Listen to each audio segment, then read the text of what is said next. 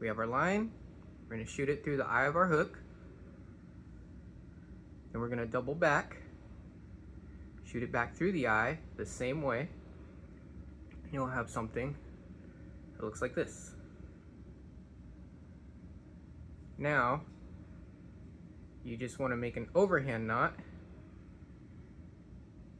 correct? Take your loop, put it through, and you want to keep this loop out. And what we're going to do with our hook end is actually fish it through the loop. And then we just cinch it down. And you'll have something that looks just like this.